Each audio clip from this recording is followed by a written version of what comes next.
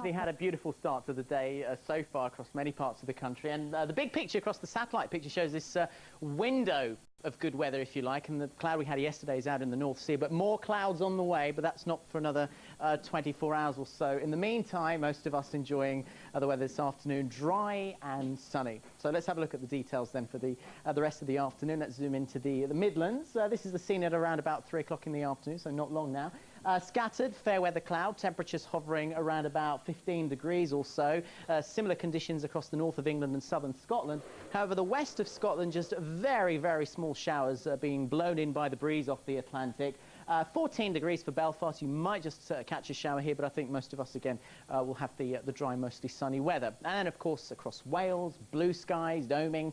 Overhead as well, 16 in the capital in Wales, that's 61 Fahrenheit, and all along the southern coastline of England, from Plymouth through Torquay into the Isle of Wight and the London area. Well, again, a lovely afternoon. 17 degrees, the top temperature in London today. Now, we'll keep the good weather right until day's end, so clear evening to come. Then overnight tonight it'll turn clear.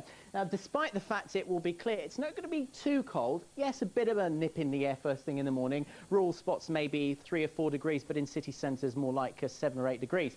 Now, you'll notice a bit of rain getting into the very far northwest of the country. It's all associated with this rather angry-looking low to the south of Iceland. It'll be rushing in weather fronts and some strong winds to the northwest of the UK during the early hours of Thursday morning. So we'll start to feel the effects of this weather system in the far northwest of the UK early on Thursday. Increasing winds, eventually touching gale force, even severe gale force for a time, gusts of 60 miles an hour in exposure. But the heavy rain, very heavy across the Western Isles of Scotland and also the north of Northern Ireland. While we're soaked in the north, the rest of the country will enjoy the sunshine and some nice weather.